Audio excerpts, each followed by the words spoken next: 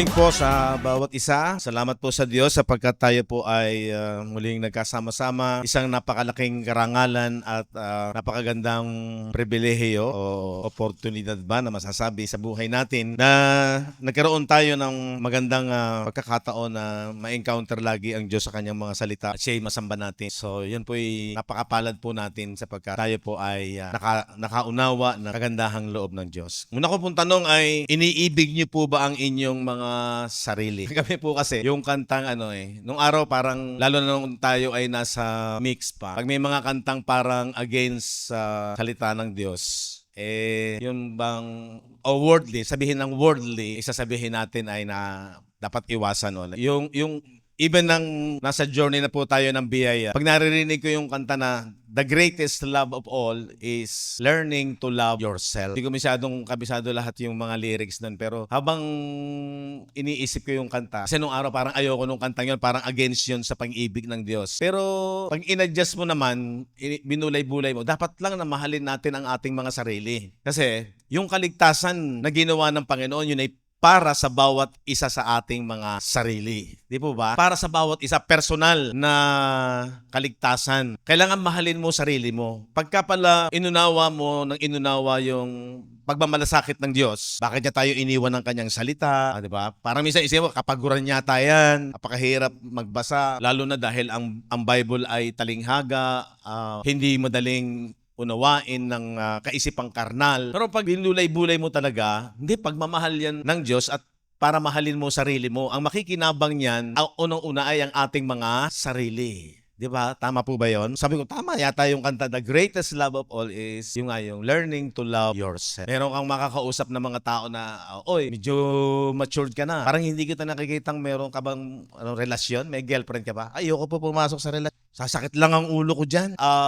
Maigi na yung malaya ako kung saan ako nakakapunta, pero pagka nakita ko pagka may relasyon, parang dinomero yata ang kilos mo. Saan ka nagpunta? Hindi mo na ako tinatawagan. Wow. Sabi niya, ganon. Parang sa kanya, ayaw daw niyang masasaktan. Sa loob-loob ko lang, may punto ka kung yun ang iyong dahilan sa nakikita raw niya sa iba. Kaigi-igi, ako'y malaya. Tapos pagka ako'y may relasyon, may makikialam sa Totoo yun. Pero wala namang relasyon kasing hindi nagkakaroon ng problema. Hindi nagkakaroon ng misa nasasaktan. Pero ang pinakamagandang relasyon talaga pala ay ang relasyon sa Diyos.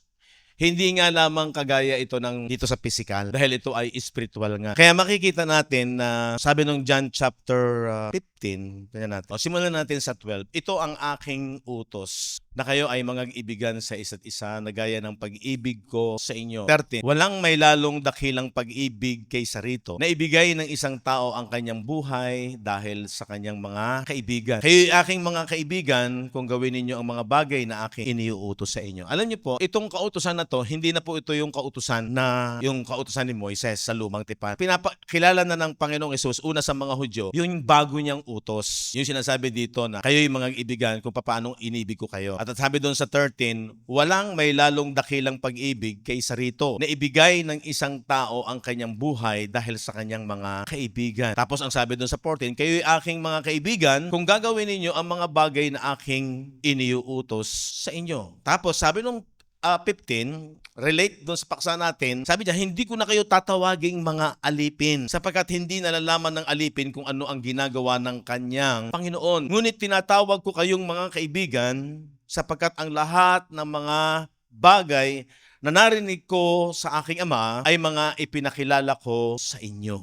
So, ibig sabihin, alam niyo yung ginamit niya rito yung relasyong magkaibigan, pag talagang matalik, close, wala nang inililihim, di ba? Lahat sinasabi na niya, meron siyang ipinapaunawa una sa mga Hudyo na kung gaano niya sila kamahal. Kaya lang ang problema, kung hindi nila pananampalatayanan yung kanyang sinasabi, hindi nila ito mapapakinabangan yung kanyang pakikipagkaibigan. At lalo na nung sinabi niya na itong pag-ibig na ito ay napaka-special kasi wala daw hihigit. Wala ka nang makikita hihigit pa sa pag-ibig ni Jesus na nanggaling sa Diyos, wala ka nang maikukumpara. Ang problema, kapag hindi mo siya naunawaan, kung hindi mo naunawaan ang lalim, ang lawak, yung kabuuan, 'di ba? Yung fullness Yung fullness of Christ ay yung kanyang pagmamahal. Hindi mo maiintindihan at malalaman, 'di ba? Ang isang relate dito ay yung sa Romans chapter 5 verse 8. But God commended his love toward us in that while we were yet sinners, Christ died for us.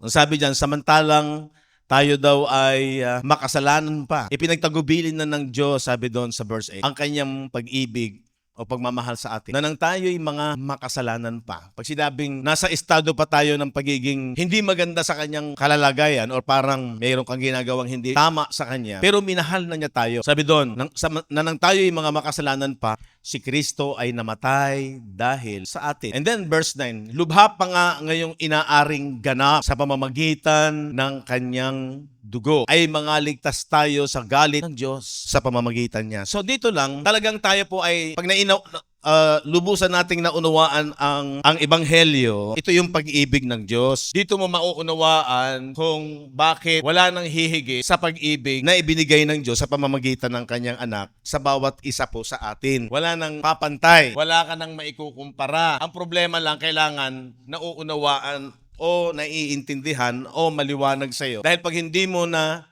unawaan at hindi mo na panampalatayanan, kasi ang problema po kasi, yung word na pananampalataya, naging parang asak sa karamihan. Pero yung word na pananampalataya, di ba sabi ko nga po sa inyo nung nakaraan, yung faith natin nanggaling sa doctrine o Christ. Kaya dapat malaman, meron kang knowledge. At doon sa knowledge, dapat lumalago ka pa, nag-grow, nagpa-progress. Dahil maselan, yung faith, hindi po yung salita basta maniwala ka lang. Kung hindi yun ay dinefine ng Bible ayon sa Romans 10:17, faith cometh by hearing and hearing by the word of God. Sa ibang salin nga ay the word of Christ. Wala nang ibang source o panggagalingan ang totoong pananampalataya kung hindi nanggagaling ito sa salita o aral, doctrine of Christ ni Kristo.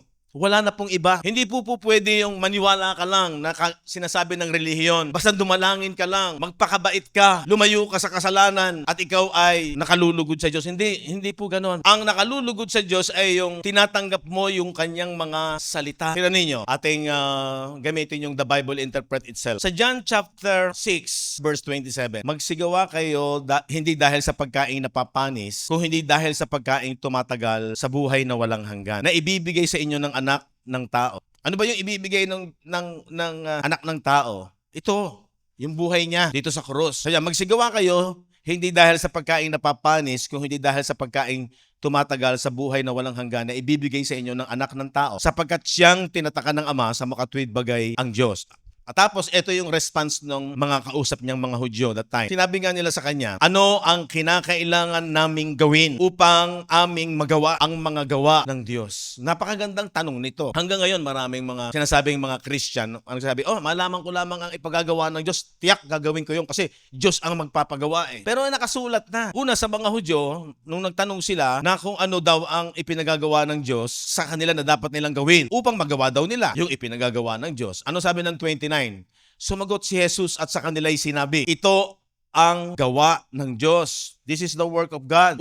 Ano sabi yun? Na inyong sampalatayanan yung kanyang sinugo. So ano yung pananampalatayanan mo sa kanyang sinugo? Ito yun, yung pagmamahal. Kasi dito nahahayag kung ano ang pagmamahal ng Diyos. Si Jesus ang magre-reveal, siya ang susi sa lahat ng mga hula, misteryo sa lumang tipan, sa lahat ng mga propesiya sa lumang tipan. Ito yung maliwanag na susi para makita yung pinaka puso, isip at pagmamahal ng Diyos sa lahat ng tao. At ito yung walang sinisino, walang itinatangi, hindi ka titingnan kung magandang lalaki ka ba, magandang babae ka ba, professional ka ba, o mababang klase ka ba, meron ka bang kapansanan, o perpekto ang iyong kalusugan. Hindi yun ang pag-uusapan dito. Ang pinag-uusapan dito, lahat mahal ng Diyos at yun ay para sa lahat. Di ba? At yun lang ang pinagagawa na ang pag nakita nila yung kanyang sinugo at kanilang sampalatayanan. Bakit? Kasi doon mahahayag kung gaano tayo kamahal, kung bakit sinabi ng John 15 na wala nang hihigit sa pag-ibig. At kapag ang isang tao ay merong kaisipan na lagi niyang pinagmamalasakit ang kanyang sarili, ayaw niyang masasaktan ang kanyang sarili, ito yung the best na kasagutan na ang Diyos ang siyang nagpapaunawa at nagpapaliwanag na siya ang magbibigay ng tunay na pag-ibig na hindi ka masasaktan eh. Wala kang makikitang sama ng loob sa kanya eh. Tingnan ninyo. Hindi, meron pang isa. John 6:28 and 29 yan, ano? John 6:40. Ito ang kalooban ng aking Ama. Ano ang kalooban ng Ama? Na ang bawat nakakita sa anak, di ba? Sino yon? Si Jesus. At sa kanya'y sumampalataya ay magkaroon ng walang hanggang buhay at akin siyang ibabangon sa huling araw. Yung huling araw ng mga Hudyo, yun nung AD 70. Diba? Kaya sa ating panahon ngayon, available palagi yung pagmamahal ng Diyos at yung buhay na walang hanggan. Alam nyo, pinag-usapan nga namin na yung ganda nung Isaiah chapter 9, verse 7. Of the increase of His government and peace, there shall be no end. Sa Tagalog, ang paglago ng kanyang pamamahala at ng kapayapaan ay hindi magkakaroon ng wakas. Yung increase daw, yung pag-progress ng kingdom, ito yung pinaka-way para makapasok ang isang tao sa kaharian ng Diyos. Yung siya'y ma-born again. At sa pag-aaral natin, isisilang ka lang muli through the gospel. Yung sabi ni Paul, I have begotten thee through the gospel. Diba? So, yung daw pag-increase, yung paglago ng kanyang kaharian, ng kanyang pamamahala, kung nasaan ang kingdom, naandoon ang hari. Tama? Hindi pwedeng merong kaharian na walang hari. So kapag ang isang tao ay na-born again, siya'y nasa kaharian na ng Diyos. Pumasok na siya sa kaharian ng Diyos. At nag-i-increase. So bawat merong nananampalataya, sa bawat tumatanggap at naging maliwanag ang gospel, ang pag-ibig ng Diyos, at na-analyze ng isang isip ng isang tao na, aba, ang ganda pala ng pag-ibig ng Diyos. Bakit? Punta tayo sa Ephesians 3:16. That He would grant you, according to the riches of His glory, to be strengthened with might by His Spirit in the inner man.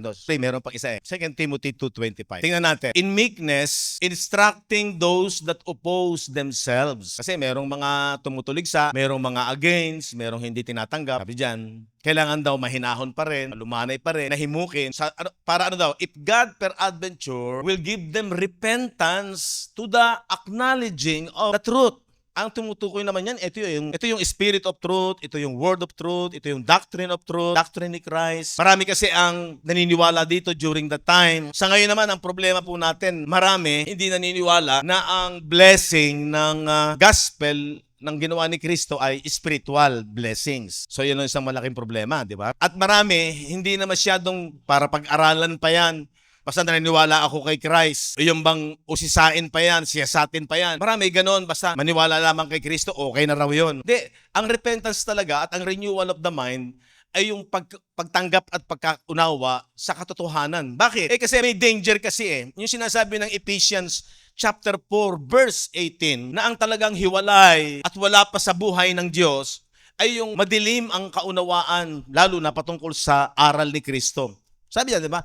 Having the understanding darkened, being alienated o hiwalay. Saan? Sa buhay ng Diyos, sa eternal life. Through the ignorance that is in them because of the blindness of their heart. Kasi ang problema sa Ephesians chapter 4 ay makikita natin nga yung mga tao na walang kasabikan o pagtanggap sa katotohanan. Kaya yung kanilang understanding darkened. O diba, may danger na basta tinanggap mo lang si Kristo, naniwala ka kay Kristo, ang problema, baka another gospel yon natanggap ng mga maraming tao. At minsan nga, ang basihan yung pagbabagong buhay sa kanilang moral, sa kanilang mga bisyo. Hindi iyon ang kasapatan. Sapagkat ang importante ay yung panampalatayanan mo, yung katotohanan ng aral o yung ginawa ni Kristo, maliwanag sa bawat isa sa atin kung ano yung pagmamahal, yung pag-ibig ng Diyos na tinanggap natin. Diba? So, yung knowledge, napakahalaga nun. Hindi yung zeal, hindi yung merong kasigasigan. Problema na nga yan ni Pablo sa kanyang mga kasamahan. Okay, punta muna tayo. Romans chapter 10. Start muna tayo sa verse 1. Mga kapatid, ang nais ng aking puso at ang aking panalangin sa Diyos ay patungkol sa kanila. Sino yung kanila? Yung kanyang mga kapatid na mga Hebreo, mga Hudyo. Ano sabi niya? Upang sila'y mga ligtas. Bakit? Hindi pa rin talaga sila ligtas. Bakit? Verse 2. Sapagkat sila'y pinatotohanan ko na merong mga pagmamalasakit sa Diyos. Yung word na pagmamalasakit, meron silang zeal. Hindi po sapat yung meron ka lang malasakit. Pwede kang magbigay, pwede kang nasa simbahan,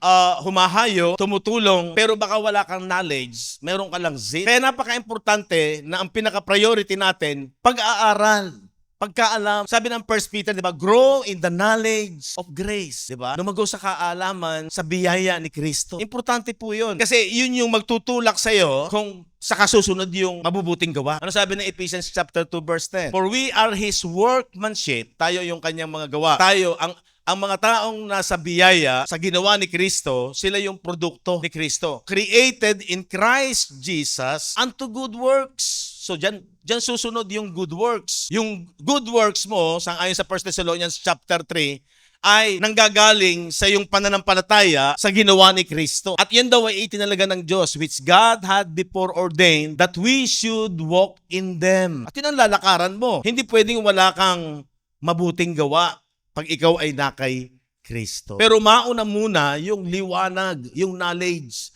Ang problema doon sa mga Hudyo, meron silang malasakit, meron silang pag-unawa na sila'y naniniwala sa Diyos, pero ayaw nilang tanggapin yung aral ni Kristo, yung knowledge. So yun ang problema. Kaya po, ang pinaka-priority ng ating church, hindi yung ikaw ay sa gawa agad. Hindi po yun ang perimeter. Ang perimeter ay kailangan maliwanag sa'yo, hindi madilim ang isipan mo sa pagkaunawa sa kagandahang loob o sa biyaya ng pag-ibig ng Diyos. Sapagkat doon mo makikita yung sinasabi na yung kapuspusan ng pag-ibig ni Kristo. Yung luwang, yung lalim, yung lawak. At yun yung magmo-motivate sa lahat ng ating paglilingkod. May mga time kasi pagka mayroong mga tao na mainit sa paglilingkod pero pagka may nakaaway, pag merong natisod, mawawala na yan. Iba yung motibo niya. Meron kaya lamang sila, ito naman yung katotohanan. Meron kaya lamang umaattend pag may pakinabang. Tama naman yung mga nasa vlog kaya kailangan naman mabait sa akin pagka meron kang pakinabang sa akin. Diba? Yan ang kahinaan ng tao. Sabi nga, no honey, if no.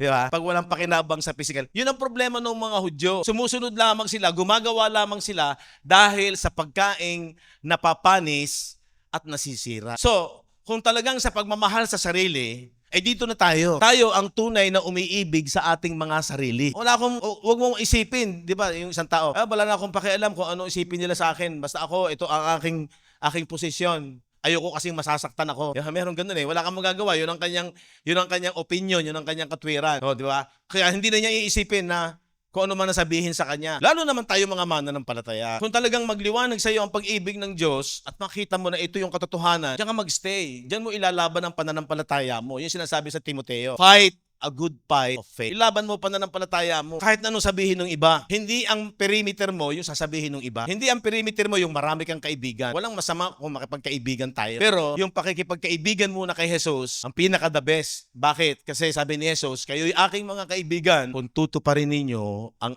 aking mga utos. Mga kapatid, minsan nababansagan tayo na mahirap yung biyaya na yan, wala nang kautusan. Hindi nila naintindihan, meron tayong bagong utos. Pero yung bagong utos, hindi na yun yung utos sa lumang tipan. Ang ating bagong utos ay pag-ibig ni Kristo. Tingnan natin. Romans 16 verse 25 hanggang 26. Tingnan natin. Now to Him that is of power to establish you according to my gospel. Ito raw ang makakapagpatibay. Diba? And the preaching of Jesus Christ according to the revelation of the mystery. So, nahayag na yung mystery sa atin, which was kept secret since the world began. Di ba? Yun yung sinasabi na matagal na nalihim mula pa sa pasimula ng tipan ng Diyos sa bansang Israel. At nahayag lamang ito, sabi ng 26, but now is made manifest, and by the scriptures of the prophets, according to the commandment. Ayan na yung pinaka-commandment ng Diyos of the everlasting God. Ano yun?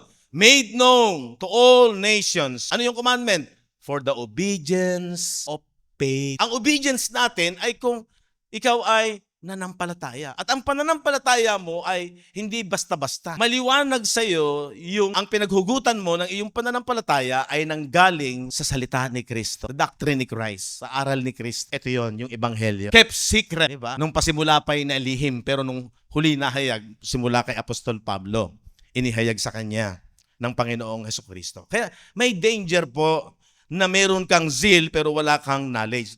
Ito rin yung sinasabi sa 2 Timothy 3:5. Having a form of godliness. Merong anyo ng kabanalan. Ganito yung relihiyon. Palaging titirahin ka sa moral, sa kabanalan. But denying the power thereof from such turn away. Meron daw anyo ng kabanalan pero tinanggihan ang kapangyarihan nito, lumayo ka raw dito. Diba? Ano yun? Ano ba yung power dyan? The Bible interpret itself. Romans chapter 1, verse 16. For I am not ashamed of the gospel of Christ, for it is the power of God unto salvation to everyone that believeth. So ayun ang kapangyarihan. Andyan ang anting-anting natin. Anting-anting. Kasi pag sinabing kapangyarihan, meron niyang kapangyarihan, meron niyang anting-anting. Tayo mga born again, meron tayong anting-anting. Kung bakit hindi na maghahari ang kamatayan. Kung bakit wala nang bisa ang kasalanan. Mamaya, lilinangin natin. Bakit? Meron kang kapangyarihan. For it is the power of God. Ano daw yung power of God?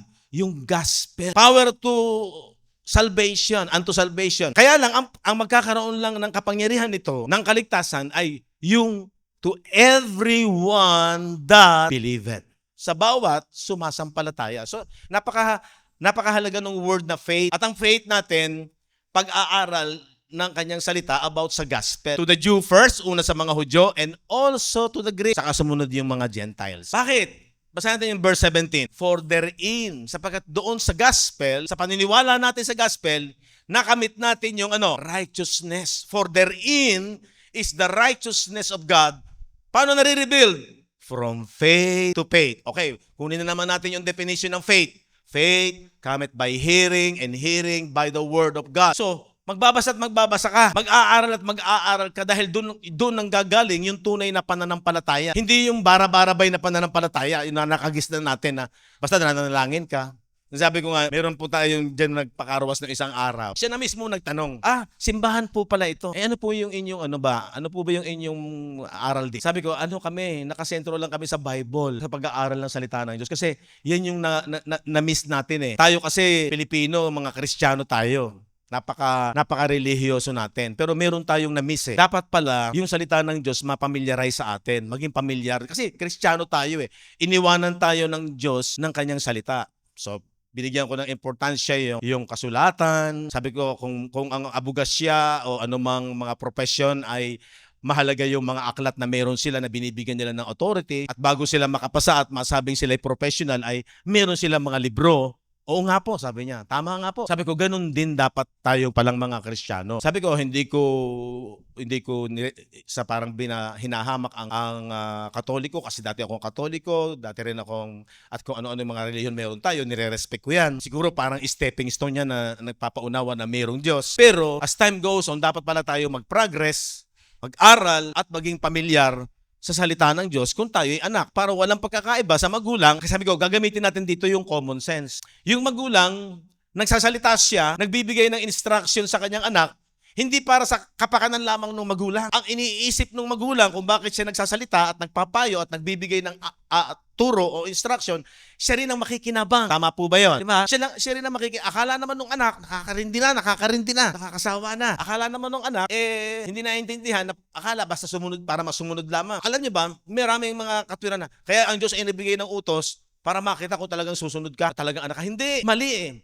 Sa journey ng ating pag-aaral, mahalaga na maunawaan mo kung gaano ka kamahal at anong mapapakinabangan mo. Kaya kamahal, kaya sinabi na walang hihigit sa pag-ibig na ibinigay ng isang kaibigan ng kanyang buhay para sa kanyang kaibigan. Yun yung na yung pinaka-aral at utos ngayon ng Diyos ay panampalatayanan natin ito. Ito yung kanyang commandment. Kaya sabi nung ating pinag-aralan, obedience of faith. Ang pinaka-obedience ng mga mananampalataya ng tunay na Kristiyano is meron tayong law of faith. At kung merong law of faith, may commandment. At ang commandment niya is kailangang lumago ka rito. Grow in the knowledge. Ito commandment yun, pero hindi kagaya yan ng kautusan ni Moises na parang mamamatay ka na naman.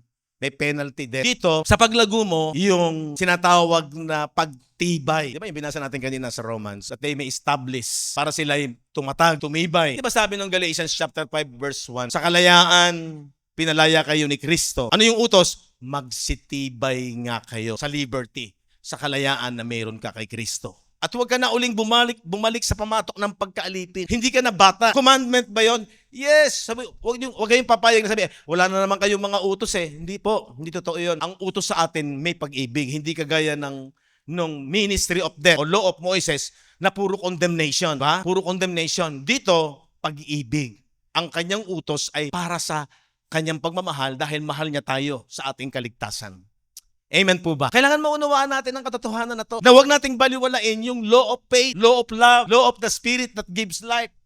Meron niyang utos. Kaya tayo nagbabasa at nag-aaral meron siyang commandment. At ang commandment niya is lumago tayo sa pagkaunawa gaano ka kamahal ng Diyos. At ang inspirasyon noon ay yun yung magiging inspirasyon mo at bakit magkakaroon ka ng pagtitiis at pagtitiyaga. Tingnan niyo yung Romans, hindi ko alam kung chapter 6 or 16. Napatunayan ko na ang pagtitiis sa panahong ito ay hindi karapat-dapat itumbas sa kaluwalhatiang mahahaya. Yung glory kasi ng pag-ibig ng Diyos, may talukbong pa kasi in their time. Ano yung talukbong? Yung templo, yun ang humahadlang. Pero after nung pagbagsak ng templo, natapos yung elements ng Old Covenant, yung mga napugnaw yung elemento in AD 70, nahayag yung kaluwalhatian. In our time, hayag na ang kaluwalhatian. Kaya kung hayag na ang kaluwalhatian sa atin, kung sinabi ni Paul sa mga first century believers na napatunayan ko na yung ating pagtitiis, iniintay pa kasi nila yung pagbabalik ng Panginoon, ay hindi karapat-dapat, although may persecution, pinapatay yung iba, pinaparusahan sila. Sabi doon ni Paul, hindi mo maihahambing. Napatunayan ko na yung mga pagtitiis sa panahong ito, in their time, ay hindi karapat-dapat itumbas sa kaluwalhatiang mahahayag. Kung gaano kaganda yung ginawa ni Kristo, yung pag sinabing kaluwalhatiang mahahayag, kung gaano yung pagtitiis mo hindi ka lugi. So, ang ibig ko po sabihin, kung sila sa panahon nila, ang kinakaharap nilang pagtitiis, grabe. Yung ating panahon ngayon, yung ating pagtitiis, mag-aral ka lang eh. Ang hirap mag-aral. Hindi natin matiis. Hindi naman tayo nakakaranas ng persecution. Yung bang tanggihan mo lang minsan yung, teka, saka ko na natatanggihan ko na minsan yung enjoyment ng buhay sa lupang ito. Total, may ibang panahon naman ako makakapag-enjoy. Napakaganda nung ating panahon ngayon eh. Diba? Pero kung pag-aaralan mo, yung gagawin mong pagtitiis, pagtsitsaga, sabi ko nga nung last Sunday, nagsusunog ng kilay, yung nag-aaral parang nagsusunog ng kilay kung sinasabi na magsunog ka ng kilay. Lalo na sa ating panahon ngayon, mga kabataan, mga tatay, habang may lakas pa tayo, samantalahin natin. Yung pagtitiis natin yan, baliwala naman doon sa pagtitiis na sinasabi ni Pablo doon sa Romans. Na sinasabi ni Paul, Romans 8:18. For I reckon that the sufferings of this present time are not worthy. Yung present time nila, matindi yung persecution. Kakaunti ang mga mananampalataya. I-visualize nyo. Imagine niyo gaano kahirap yung kanilang sitwasyon nung panahon na yon. Pero sabi niya, yung sufferings nila in their present time, sa kanilang panahon, are not worthy to be compared, saan? With the glory which shall be revealed in us. Diba? Di lalo na sa ating buhay ngayon. Kakaunti naman yung ating pagtitiis. Although, hindi naman nawawala yung pagtitiis. Pero, kunin mo yung word na not worthy to be compared. Ibig sabihin, hindi tayo lugi. Ang limit kasi natin sabihin, we are more than conqueror. Alam nyo, sabi ko nga, bago mo sabihin yung word na yan, ang magsasabi talaga ng totoo ng word na we are more than conqueror, yung maliwanag talaga yung tagumpay na ginawa ni Kristo sa kanyang isipan. True sa revelation kung ano-ano yung mga benefits ng gospel. Sa gospel, tapos na ang kaaway. Ang sabi ng 1 Corinthians chapter 15, the last enemy to be defeated, in their time, hindi pa nagagapi yung pinakahuling kaaway na kamatayan. Ano yun? Yun yung ministry of death, which is the law. The Bible interpreted siya. Ipinahayag doon yung comparison ng ministry of the spirit at saka ministry of the law, which is the tablet of stone. At sinabi na yung tablet of stone is the letter killeth, ang titik ay pumapatay. But the spirit gives life. Diba? Yun yung ministry of death. Sa pag-aaral, alam natin na yung lahat ng elemento ng lumang tipan ay natapos nung AD 70. Tapos, bumagsak ang templo. Yun ang pinakasentro ng law. Yun ang pinakabuhay ng law of Moises, yung templo. At nung bumagsak yung templo nung AD 70, natapos, na-abolish, yung sinasabi ng Hebrew 8:13 na is now ready to vanish away. Kasi nung sinulat yung Hebrew, let's say mga AD 50 or 60s, yung sinasabi na is now ready to vanish away, yung lumang tipan ay mawawala, magbabanis, nagbanis away talaga siya nung AD 70, nung nasunog yung templo, nung bumagsak yun, yung ministry of death, yung the last enemy to be defeated, sang-ayon sa 1 Corinthians chapter 15, ay nagapi na. So, pag nag-aaral ka, kung alam mo yon sa Bible, nakalagay, maliwanag sa isip mo na dahil sa ginawa ni Kristo, abolish na yung death. 2 Timothy 1:9 and 10. Na siyang sa atin ay nagligtas at sa atin ay tumawag ng isang banal na pagkatawag. So, hindi ayon sa ating mga gawa, diba? Not according to our good works, kung hindi ayon sa kanyang sariling akala at biyaya na ibinigay sa atin kay Kristo Jesus, ibuhat pa ng mga panahong walang hanggan. So tayo ay naging tinawag, naligtas, at ang tumawag sa atin ay yung gospel. O verse 10, Ngunit ngayon ay nahayag sa pamamagitan ng pagpapakita ng ating tagapagligtas na si Kristo Jesus na siyang nag-alis, who had abolished ng ano? Ng kamatayan. So sa isang Kristiyano na maliwanag sa kanyang pag-aaral, abolished na yung death. Kaya secured na yung ating espiritu na yun ay meron ng eternal life. Dahil alam mo, sa ginawa ni Kristo, kinuha niya yung kamatayan, yung penalty, tapos yung nagbibigay ng power, yung law, 1 Corinthians 15:56, the sting of death is the sin. Ang kamandag ng kamatayan ay ang kasalanan, and the power of sin, at ang nagbibigay ng power dun sa kasalanan ay ang law. So ano yung ministry of death? Yung law. So sino yung nagbibigay ng kamatayan? Yung law. Kaya sabi ng Colossians chapter 2, tinubos din tayo sa sumpa ng kasulatan na against us, which is the law. Kaya Christ is the end of the law. So pag maliwanag sa'yo at nag-aaral ka, tanggap mo na secured ka na, alam mo yung iyong espiritu, mayroon ng buhay na walang hanggan at hindi na mamamatay. Amen po ba? So, all in all, yung pag-aaral na yun, makikita mo, mahal ang pagmamahal ng Diyos. Pinahalagahan ang bawat isa sa atin. Kaya kung gusto mong mahalin mo talaga sarili mo, tanggapin mo yung pag-ibig ng Diyos. Sabi niya, walang pag-ibig na hihigit sa pag-ibig na ibinigay. At kapag naging totoo ito, kasi importante dito yung maging totoo. Iba yung head knowledge. Yung head knowledge, alam mo lang, pero hindi mo na tinatanggap na totoo. Ang faith po talaga, naniniwala ka na kahit hindi mo nakikita na secured na yung iyong inward man, pero sinasabi ng kasulatan, sinasabi ng salita, kaya napakahalaga, nag-aaral at nagiging pamilyar ang salita ng Diyos. Yun ang kaimportantehan nun. Kasi dito ka huhugot, hindi dahil sinabi ni pastor, dahil sinasabi ng kasulatan. Ngayon, kung lalabanan mo yung kasulatan at pipilit mo pa rin yung sarili mong katwiran at tatawa-tawa ka, hihihihi, pinagtatawanan mo, hindi ang nagsasalita ko, hindi ang salita ng Diyos. Yun ang totoo, no? Kaya yung repentance, yung sinasabi ng Timothy 2:25, yun talaga ang repentance. Hindi yung confess ka ng kasalanan mo at hingi ka ng hingi ng tawad, wala ka namang knowledge na tinapos na ni Jesus ang kasalanan. Sa mata ng Diyos, yung kasalanan, kinuha na ni Jesus. Ngayon, kung sa mata ng Diyos ay wala na ang kasalanan pero sa isip mo ay meron pa dahil ayaw mo maniwala, ay di against ka sa ginawa ni Jesus. At doon maselan si Apostol Pablo na kapag bumabalik ang tao sa mayroong bisa pa ang kasalanan, kagaya pag bumalik ka sa pagkaalipin, bumalik ka sa kautusan, alipin ka na naman ng kasalanan, may bisa pa ang kasalanan, nawawalan ng kabuluhan ang ginawa ni Kristo. Anong pipiliin mo? Na-appreciate mo, pinaniniwalaan mo ang ginawa ni Kristo? O yung sinasabi ng marami na kinakailangan mo pang mag-confess ng kasalanan? Eh di may bisa pa ang kasalanan. Eh inabolis na nga niya yung sin, pag merong law, ang kamandag niyan, kamatayan. Eh sinulusyon na nga ni Jesus sa krus. Kaya napaka-importante, alam natin yung liwanag ng bisa ng ginawa ni Jesus. At dapat lalo tayong lumago doon. At dapat maging totoo yun. Hindi lamang sa isipan mo, kung hindi doon sa iyong pagkataong paniniwala, totoo yan. Naniniwala ka dyan. Kaya yan ang nakalulugod sa Diyos. Hebrew 11:6. Gusto mong mabigyan ng lugod ang Diyos? Manampalataya ka sa Kanya. But without faith, it is impossible to please Him. Ang daming nagsasabi mga Kristiyano na kailangan humahayo ka. Wala namang masama kung ikaw ay maging soul winner. At sabi ko nga, ang isang totoong Kristiyano, makinig kayo magaling, hindi niya aantayin na meron siyang posisyon sa simbahan. Ang isang totoong Kristiyano, pag naunawaan niya ang pagmamahal ng Diyos, hindi niya ikahihiya ang ebanghelyo. Mag-share yan ng gospel. Kahit siya makarinig ng salita na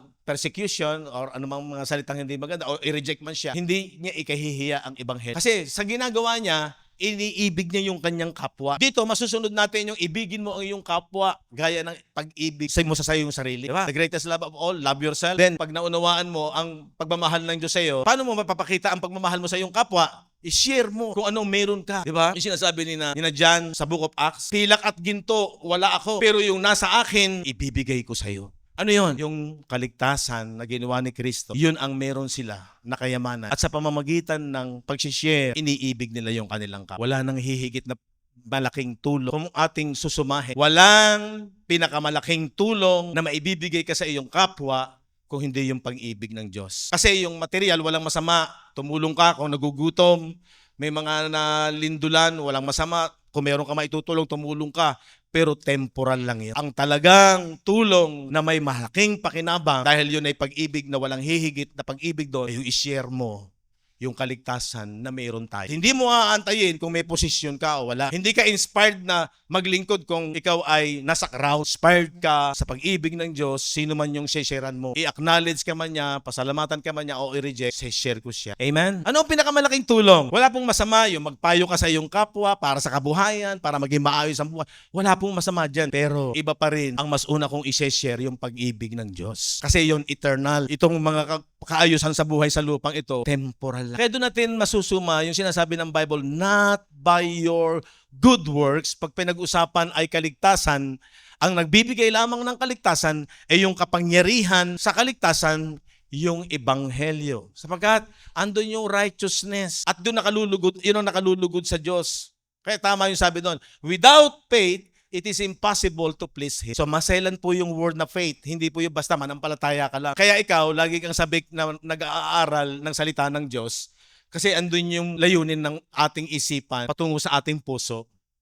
Dahil yun yung ating pagtitiwalaan at yun yung magiging inspirasyon. Kasi dumating man minsan dumarating yung malungkot na kalalagayan sa buhay, hindi totally hahabagin mo sarili mo. Diba? Dahil mayroon kang blessing na pinakamataas na antas na blessing, yung pagmamahal o pag-ibig ng Diyos. Amen po ba? Okay. Habang binabasa mo yung Bible, lalong nagiging maliwanag gaano kakamahal ng Diyos. Balik ulit tayo sa Romans chapter 5. Sabi ng 8, datapot ipinagtagubilin ng Diyos ang kanyang pag-ibig sa atin na nang tayo mga makasalanan pa si Kristo namatay dahil sa atin. Lubha pa ngayong inaaring ganap sa pamamagitan ng kanyang dugo ay mangaligtas tayo sa galit ng Diyos sa pamamagitan niya. O di ba ligtas ka na sa galit?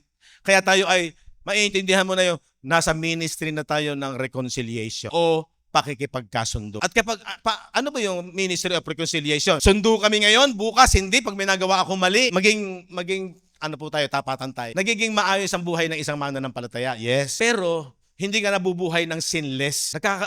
Kung sa paksang pag-uusap na pagkakamali, nagkakamali pa rin tayo. Tama po ba? Kaya naman, pag naiintindihan mo yung ministry of reconciliation o pagkakasundo, na hindi nagalit ang Diyos, wala na ang galit ng Diyos doon sa ating inward man, doon sa ating espiritu. Tingnan niyo, ang sabi ng verse 6, sapagkat nang tayo ay mahihina pa, ay namatay si Kristo sa kapanahunan dahil sa mga masama. O lahat ng tao naging masama sa paningin ng Diyos. Kasama na tayo doon, bawat isa sa atin. Sapagkat ang isang tao, pasinin niyo po ito, verse 7, sapagkat ang isang tao ay bahagya ng mamatay dahil sa isang taong matuwid. Analyze natin.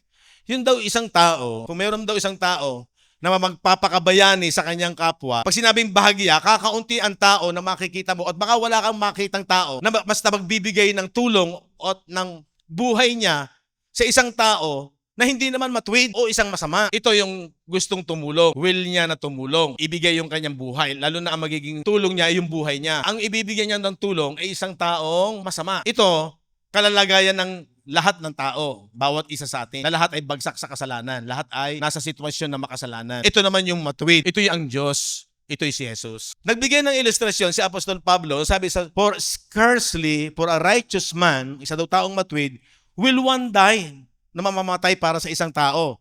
Sabi doon, sa isang tao, bahagya na mamatay dahil sa isang taong matuwid. So, ang meaning pala ganito, ito daw taong ito, kung mayroon man daw taong, let's say, hindi pa siya masama, matuwid, para ibigay ang buhay, bahagya na. Bahagya ng magkaroon ng posibilidad na mag-isip ang isang tao na tumulong sa isang taong mabuti o matuwid. Diba? Yun ang punto. Sapagkat ang isang tao, bahagya ng mamatay para sa isang taong matuwid. Bagaman dahil sa isang taong mabuti, marahil ay mayroong mga ngahas mamatay. Marahil, ibig sabihin, kakaunti, bahagya, na ang isang tao na tutulong ay para sa una-muna, para sa mabuti pala. Karapat-dapat lang natulungan ito dahil mabuti ito. Pero bahagya na raw ang makikita natin na ibibigay niya yung kanyang buhay para sa isang taong mabuti. Tuloy natin. Yun ang sitwasyon. 8. Datapwat, ipinagtagubilin ng Diyos ang kanyang pag-ibig sa atin na nang tayo'y mga makasalanan pa. Pero dito, sa ginawa ng Diyos, ang sitwasyon, hindi tayo mabuti. Tayo ay masama. Kung yung babahagya na ang tutulong kung ang isang tao ay mabuti, lalo na kapag ikaw ay masama. Pero yun ang ginawa ng Diyos. Hindi tayo karapat-dapat tulungan. Kung mayroon man taong mabuti na dapat tulungan, babahagya ang gagawa no, ibibigay niya yung kanyang buhay. Pero si Jesus, sa bawat isa sa atin, tayo ay hindi karapat-dapat, lalo nang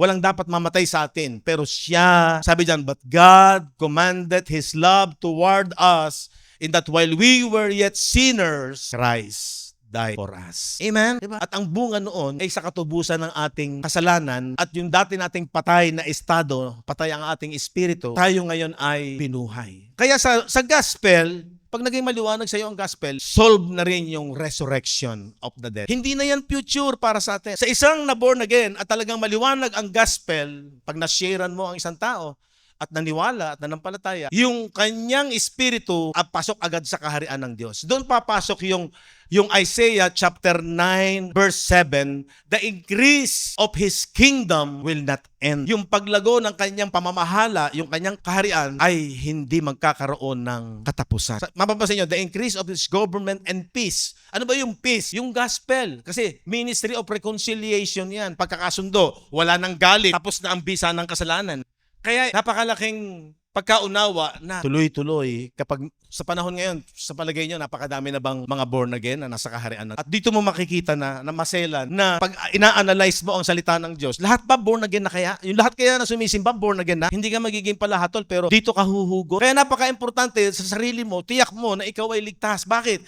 Kasi nag-aral ka, binigyan mo ng halaga yung kanyang salita, di ba? Kaalaman, sa kaunawaan. Kasi yung patay kay Kristo, yung wala kay Kristo, sabi ng Ephesians 4:18, their understanding darkened. Mahalaga ba magliwanag ang gospel? If our gospel be hid, sabi ng 2 Corinthians 4:3, it is hid to them that are lost. Natatalokbungan lang ito doon sa mga naliligaw o napapahama. Ano sabi ng verse 4? In whom the God of this world had blinded the mind of them which believe not. Diba? Kapag yung isipan mo hindi maliwanag ang gospel, bulag, wala kang liwanag. Lest the light of the glorious gospel of Christ, who is the image of God, should shine. Anong liwanag ang magsashine? Yung salita ng Diyos, yung salita ni Kristo, yung ebanghelyo ni Kristo, dapat maliwanag. Alam niyo kung bakit ko sinasabi na dapat kabisan niyo yan?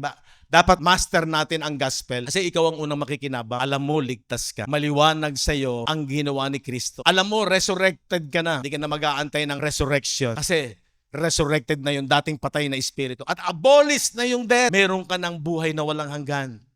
Alam mo, circumcised ka na. Hiwalay na sa iyo sa ginawa ni Kristo yung bisa ng kasalanan, yung body of sin, yung sinful flesh. Bakit? Kasi yung circumcision ni Christ in the Spirit, putting off the body of sin, the sinful flesh, inihiwalay. Paano pagkahiwalay? Dito sa krus, kinondemn yung laman, yung sinful flesh, namatay at inilibing. Wala nang buhay, patay na. Hindi mo na makikita. In the sight of God, hindi na makikita. Amen. Hindi nakakasawa. Hindi kagaya ng physical na pag laging sa loob ng isang linggo susuka ka na, nakakasawa. Pero in the spirit, kahit pa ulit-ulitin mo, paganda ng paganda, yun, ano bang word pa? Pasarap ng pasarap, paliwanag ng paliwanag, hindi ka magsasawa. Kapag natutunan natin talaga yung law of the spirit, itong ganda ng ginawa ni Kristo. Amen po ba? Yung challenge po kasi, ang matuwid talaga, mabubuhay sa pananampalataya. Ulitin ko, yung faith, dapat maliwanag na sa atin yung tunay na kahulugan ng faith nang gagaling yan sa salita ng Diyos. Kaya hindi mo siya i-reject. Bibigyan mo siya ng time. Bakit? Ano sabi ng Romans 1:17? For the just shall live by faith. Diba? The just shall live by faith. Saan nang gagaling ang faith? Cometh by hearing, studying the Word of God.